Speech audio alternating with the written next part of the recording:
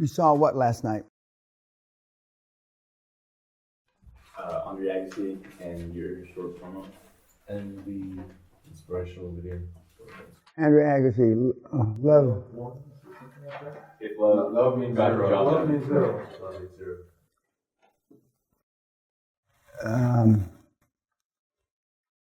That coach, Nick Bollettieri, virtually all the guys think that. He's the only one, other than myself, that voices it. He's 88, 86 years old. He don't give a fuck. Everybody else who's trying to still build their legacy, so to speak, says that, all the conventional bullshit that I don't need to go through. So what's the takeaway from Nick, other than he's a gnarly old fucker? Yeah. It's not wasting your time. Pardon? Not wasting your time. Just utilize it for some. Yeah, not wasting your time. Yeah. Love doesn't get the job done. Yeah. Yeah. He was pushing you and he didn't know if he hurt you. He didn't care. Well, he didn't care either. He didn't know any better. Yeah. No, just imagine. See, he didn't know any better, and he produced world-class athletes, Olympians. Your parents didn't know any better, and they produced a dog shit you. So there's two ends of the continuum that didn't know any better, right? One produced tens, hundreds of millions in revenue for these kids. 186 champions, if I remember correctly, that he produced. And your parents and the YouTube fucks produced what should have rolled down the inside of your fat mama's leg. And depending from what ethnicity you're from, was how fat your mama's thigh was. We've already gone on who's got the fattest thighs. But I talked to him 3 or 4 months ago because I wanted to meet with him, and our schedules didn't match up for the U.S. Open, Tennis Open in New York City. I was there a little earlier than that. We talked about doing something together. But he did it for 30 or 40 years or whatever it was, one way, and it produced champion after champion after champion. And then when he cut off his relationship with Andre Agassi, which was less than admirable the way he did it, Agassi read about his being severed in the newspaper, I guess. Now it would be on CNN.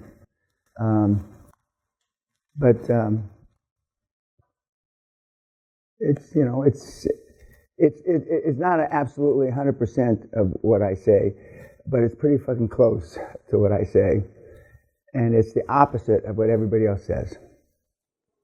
And all the other people that say differently, that love, touchy-feely matters, have produced dog shit.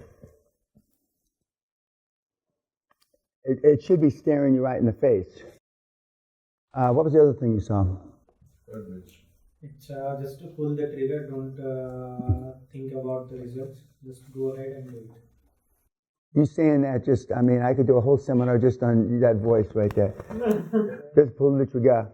That is what he was saying, that I don't think what is going to happen right or wrong. I just do it. And probably, not just in this audience, but virtually every audience, you're taught just the opposite. Now, we've had a few snipers come through the program, Army snipers, Marine snipers, and they're always a lot of fun, as Sally says, because the sniper stories are legendary.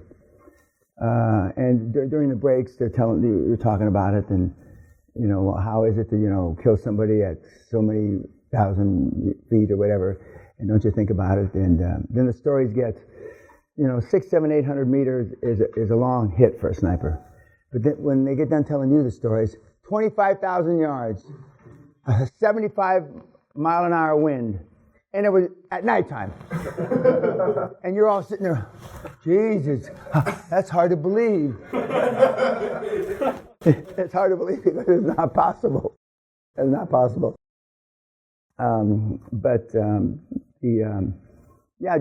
Just do it. And not thinking about it, again, moral, legal, ethical, etc.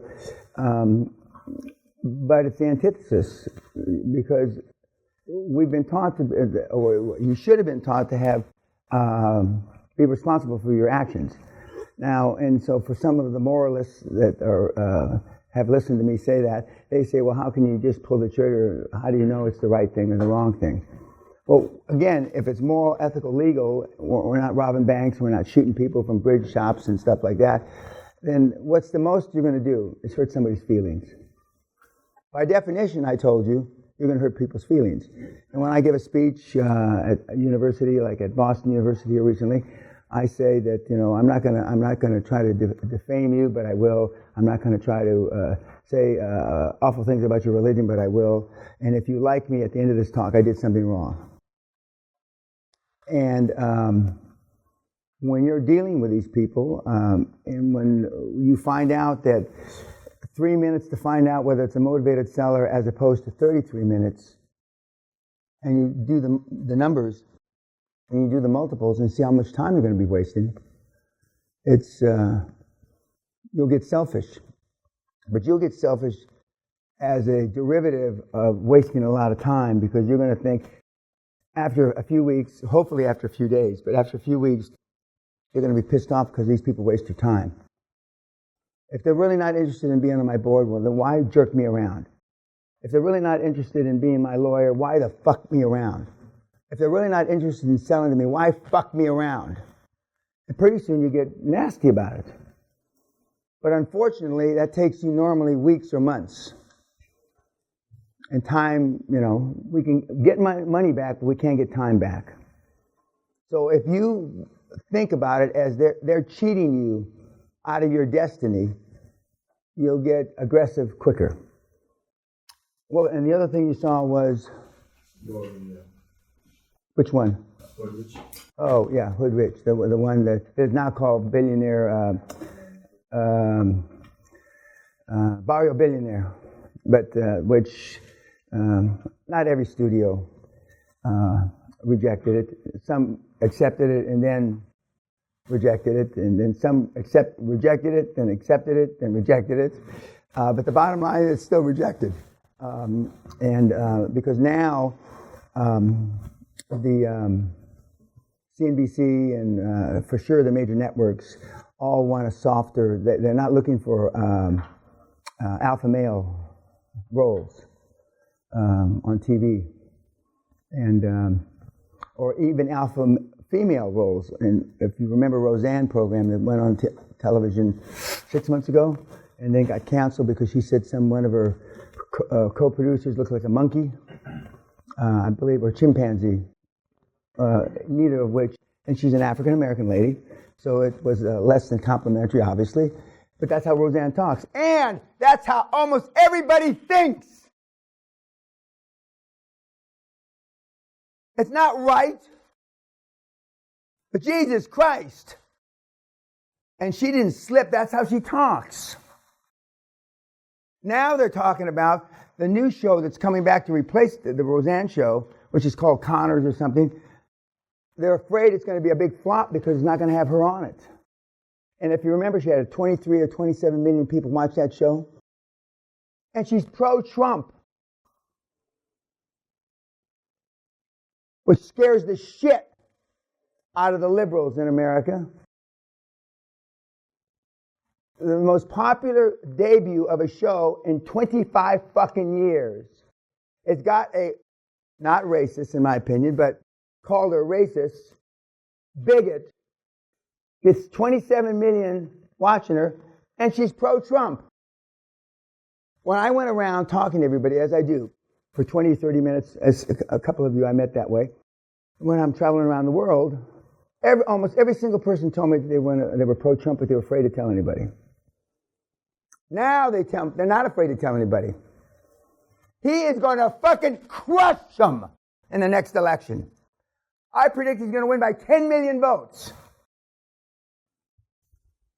And I predict he's going to try to invoke third term, change the law.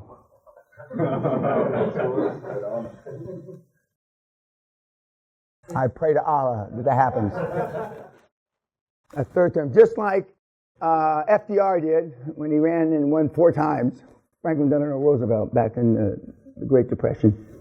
There will be fucking liberals committing suicide. Instead of them just crying at the election, you saw all the films of them crying, they'll be cutting their fucking wrists, jumping off bridges. Like in the Indians, there'll be leapers leaping off buildings. And I'll be so fucking happy I won't know whether to shit or go fucking blind.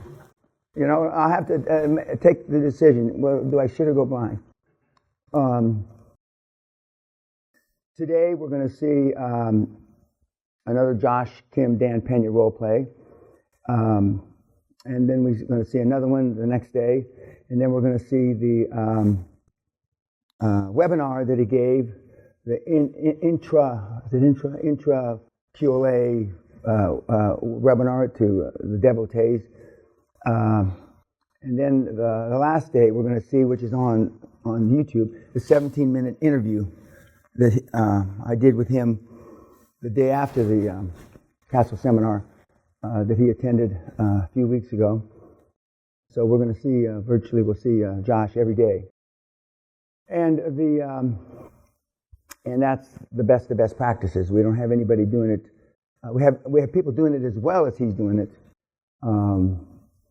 But we don't have anybody that's done it as consistently now for a couple of years. Any questions on anything that of the movies you saw? Okay, you had written homework, which was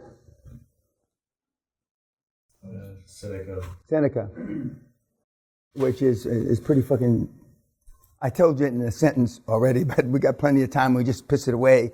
And this guy said this 2000 BC, I think. But any other than the obvious, any other takeaways? Life's not that short if you don't fuck around. No, yeah, you're right. But we waste time. I mean, some of you, and just remember the question I asked. How long did it take you once you first discovered QLA or Dan Peña to make a decision? Okay. Some made a decision within a few hours or a few days, but some of you had to get money to get here. I understand that. Some of you just had to get it to resonate with you in that, that decision-making process, depending on how you were raised. Had nothing to do with your education. It's how you were raised. How many, again, I call them speed bumps of life. You call them Grand Canyons or mountains. But I mean, when you get to the end of your life, or near the end of your life, or towards the end of your life like I am, you'll realize some of the things, in fact, most of the things that you were concerned about are nothing. Nothing. For those of you that have kids, when your first child comes, I mean, it's other than being an unbelievable experience, I mean, Jesus Christ, and diapers and this and that, and then they start school, and it's a pain in the ass.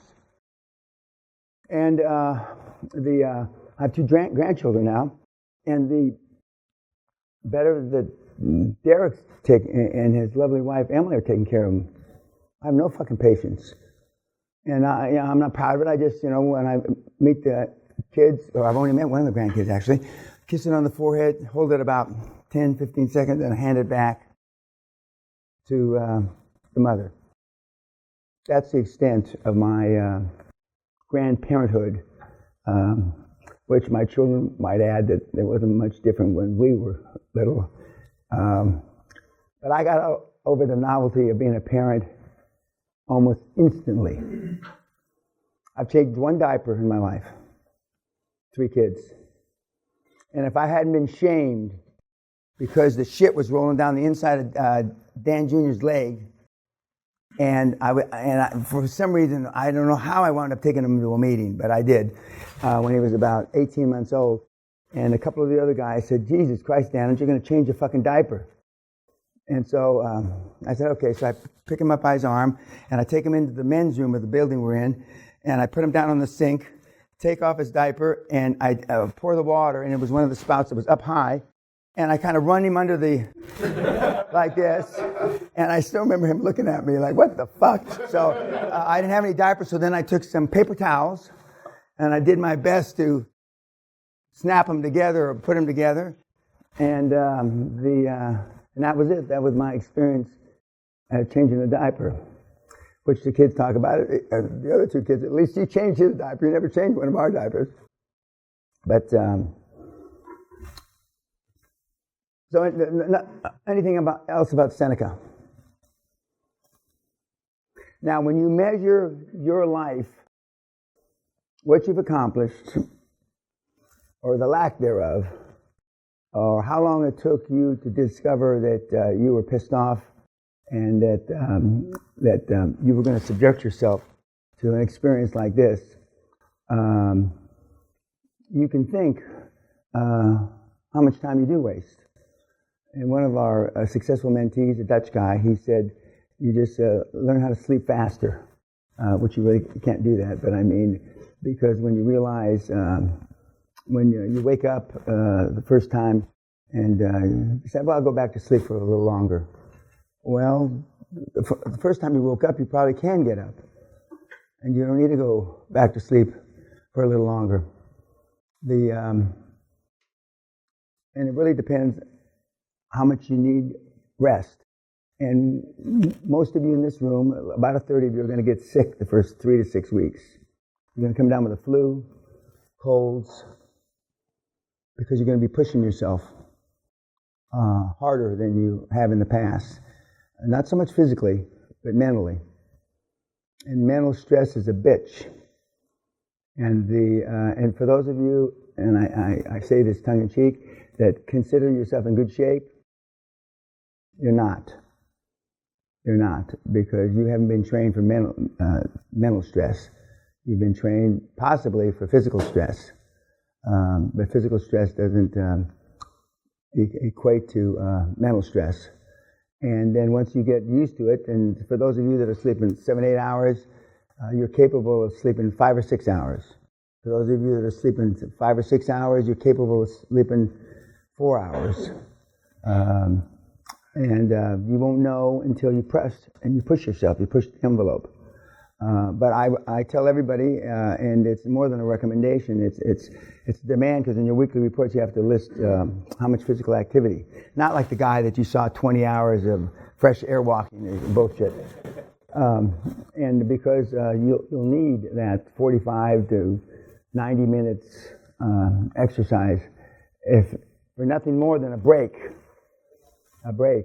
because if you're not used to, and you're not used to working, 10, 12, 14 hours a day, and you're going to have to balance. For those of you that have a job and you're still going to work, you're going to have to balance that somehow. And for those of you that have a family, I'm not telling you to abandon them on a fucking desert island. You're going to have to somehow work out how, you pat your kids on the head and, you kiss your wife and do whatever. You're going to have to balance that. And it's a new regimen. It's a new regimen, and it'll take you some time, a few weeks, to figure out what works, not just for you, but for your kids, your family. You heard what Anelli was talking about, how he has this deal, he gets up and blah, blah, blah, 2 in the morning, he goes back to sleep, he gets up at 4:30, and then he takes his kids to school, he comes back, he goes to the gym, and then he goes to the office. Well, he had to work that out, what worked for him vis-a-vis sleep. And he's a pretty fit guy, and he's still young. I think he's 38, 39. And for those of you, I don't think we have any real old people in the room this time. Sometimes we have people in their 50s, and it's harder. Okay, YouTube, thank you.